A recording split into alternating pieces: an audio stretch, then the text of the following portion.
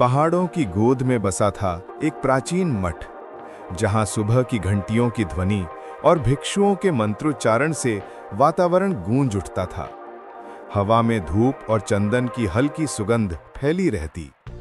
वहीं उस मठ में एक वृद्ध गुरु आचार्य सुदर्शन और उनका युवा शिष्य अनंत रहते थे। अनंत अभी-अभी 20 वर्ष का हुआ था, तेजस्वी पर उत्सुक। उसके मन में सवालों का ज्वार था। वह ध्यान में बैठता पर भीतर से बेचैन रहता। एक दिन उसने गुरु से पूछा, गुरुदेव, बुद्ध ने जीवन भर करुणा और ज्ञान की बात की, लेकिन उनका आखिरी संदेश क्या था? उन्होंने मृत्यु के क्षण में क्या कहा था?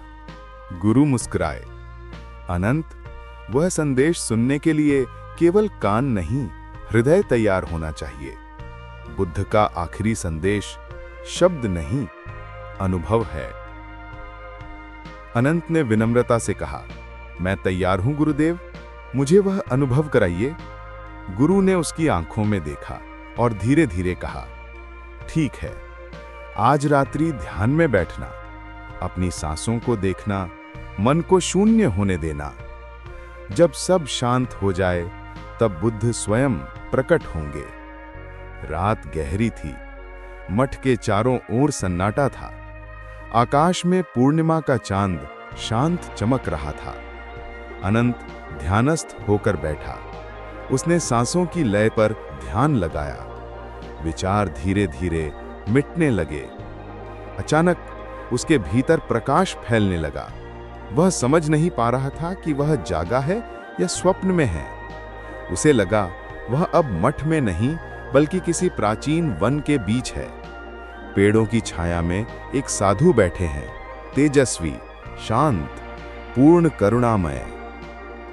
उनके चारों ओर भिक्षुओं का समूह था। किसी के चेहरे पर आंसू थे, किसी की आंखों में श्रद्धा। अनंत का हृदय धड़क उठा। यह तो स्वयं भगवान बुद्ध हैं। वह दृश्य कुशीनगर का था।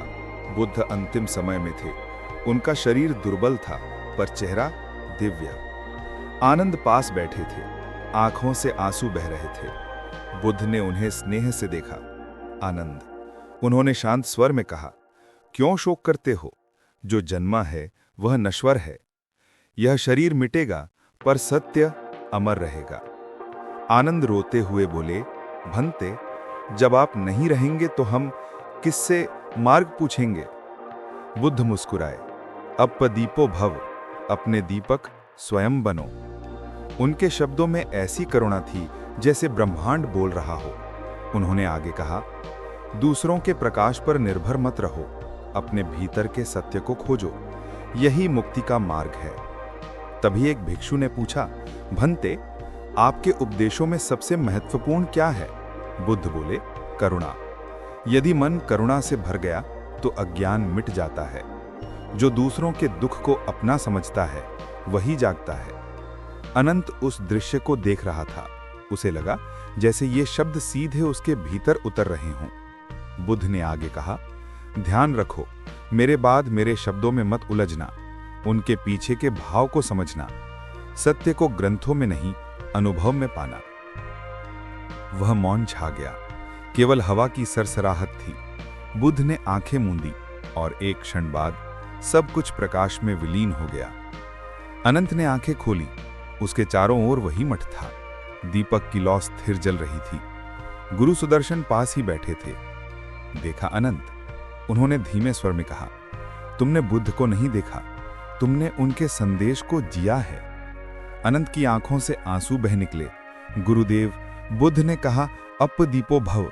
क्या इसका अर्थ यही है कि हमें अपनी रोशनी खुद बनानी चाहिए?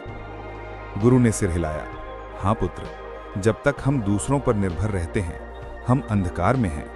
जो भीतर से जाग गया वही स्वतंत्र है। अगले दिन गुरु ने अनंत को बुलाया।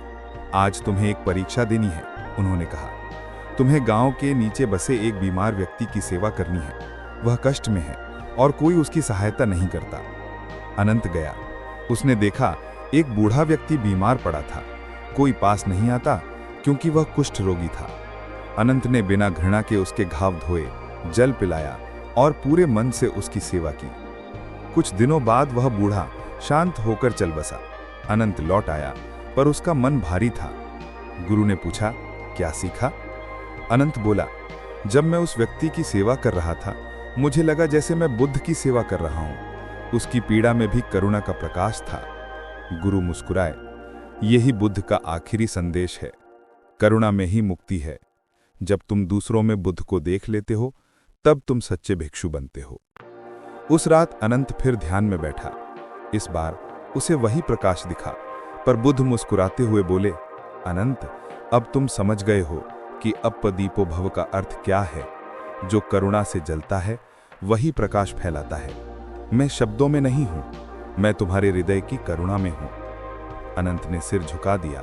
प्रकाश विलीन हुआ, पर उसके भीतर स्थायी शांति बस गई। वर्ष बीते, आचार्य सुदर्शन वृद्ध हुए। एक दिन उन्होंने कहा, अनंत, अब समय आ गया है कि मैं तुम्हें विदा दूं। यह मठ अब तुम्हारी देखरेख में रहेगा। याद रखना, शिक्षाएं पुस्तकों में नहीं, जीवन में होती हैं। गुरु ने आखिरी बार उसका हाथ थामा और कहा, बुद्ध का प्रकाश अब तुम्हारे भीतर है, उसे सब में बांट दो। कुछ समय बाद गुरु शांत समाधि में चले गए। अनंत ने उनके शरीर के पास दीपक जलाया और कहा, गुरुदेव, अब मैं अपने दीपक का रक्षक हूं। मठ में फिर से जीवन बहने लगा। अनंत अब स्वयं गुरु था, पर उसके चेहरे पर वही शांति थी जो उसने बुद्ध में देखी थी। हर सुबह वो भिक्षुओं से कहता, बुद्ध बाहर नहीं है, वो हमारी करुणा में जीवित हैं।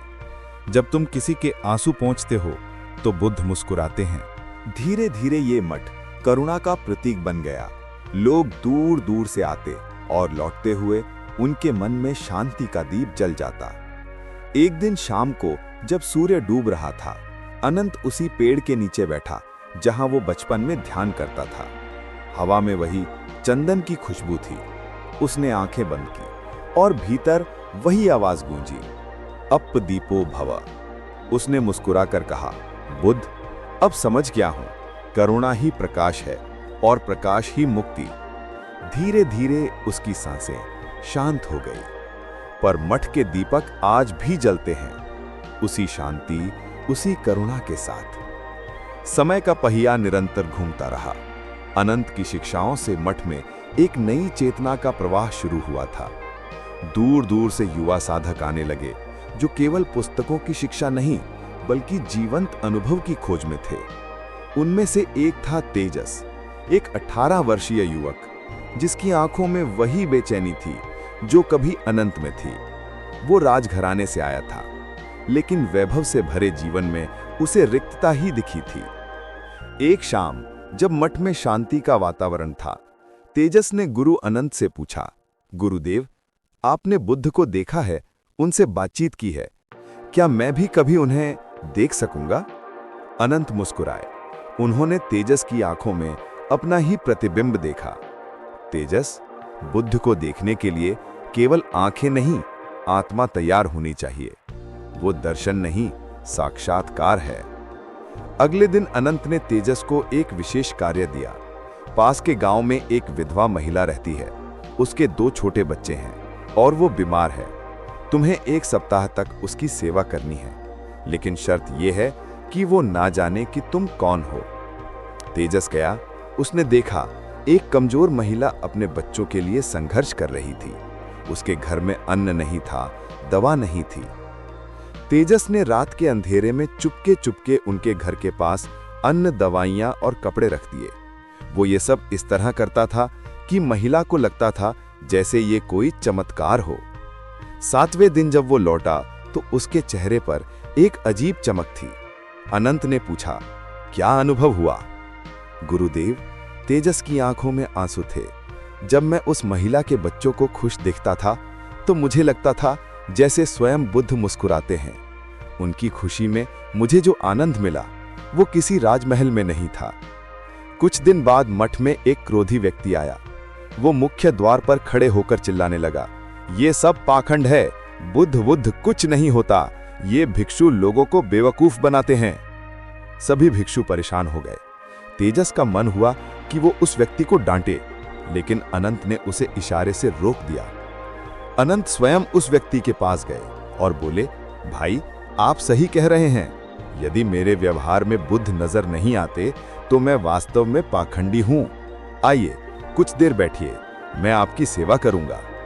उस व्यक्ति के क्रोध की आग धीरे धीरे शांत होने लगी। अनंत ने उसे जल दिया, भोजन कराया और उसकी पीड़ा सुनी। निकलते समय वो व्यक्ति अनंत के पैर छूने लगा। मुझे माफ करिए, मैंने गलत किया था। अनंत बोले, आपने कुछ गलत नहीं किया। आपने मुझे सिखाया कि बुद्ध सिर्फ शब्दों में नहीं, व्यवहार में होने चाहिए। इस घटना ने तेजस पर गहरा प्रभाव डाला। उसने अनंत से पूछा, गुरुदेव, आपने उस व्यक्ति के अपमान को इतनी शांति से कैसे सहा? अनंत बोले, तेजस, जब किसी व्यक्ति के मन में क्रोध का आग होता है तो वो वास्तव में पीड़ा में होता है। यदि मैं भी क्रोध करूं तो दो आग मिलकर और भड़क उठेंगी, लेकिन यदि एक व्यक्ति करुणा का जल डाले तो आग बुझ जाती है। यही बुद्ध का संदेश है। द्वेष से द्वेष शांत नहीं होता, प्रेम से द्वेष शांत होता है। उस रात तेजस ने गहरा ध्यान लगाया। उसने महसूस किया जैसे उसके भीतर कोई पुराना बोझ घुल रहा हो। बचपन से जो अहंकार, गुस्सा और अशांति थी, वो धीरे धीरे मिटती जा रही थी। अचानक उसे एक दृश्य दिखा। वो देखता है कि कुशीनगर में बुद्ध लेटे हुए हैं, आनंद रो रहे हैं, लेकिन इस बार दृश्य अलग था। बुद्ध की आंखें तेजस की तरफ घूमती हैं और वे कहते हैं, वत्स, तुमने सच्ची करुणा का अर्थ समझा है, अब तुम तैयार हो। तेजस पूछता है, किसके लिए तैयार हूं भंते? बुद्ध मुस्कुराते हैं, अपने दीपक को जलाने के लिए। जब तुम दूसरों की पीड़ा में अपनी पीड़ा देखते हो तो तुम जाग जाते हो। सुबह तेजस की आंखें खुली तो वो रो रहा था, लेकिन ये आंसू दुख के नहीं, आनंद के थे। अनंत ने पूछा, क्या हुआ वत्स? गुरुदेव, तेजस बोला, मुझे समझ आ गया। बुद्ध का आखिरी संदेश केवल अपदीपो भव नहीं था, वो ये भी था कि हर व्यक्ति के भीतर ये प्रकाश पहले से ही है, हमें बस उसे पहचानना है। अनंत के चेहरे पर गर्व की मुस्कान आई। अगले दिन तेजस ने कहा, गुरुदेव, मैं गांव-गांव जाकर लोगों की सेवा करना चाहता हूं। न कोई प्रवचन, न कोई उपदेश, सिर्फ करुणा। तेजस ने एक साधारण थैला लिया और मठ से निकल पड़ा। वो गांव-गांव जाता, बीमारों की सेवा करता, अनाथों की मदद करता, विवादों को सुलझाता। तो तेजस ने कहा, मेरा समय पूरा हो रहा है, लेकिन मुझे खुशी है कि बुद्ध का प्रकाश निरंतर चलता रहेगा।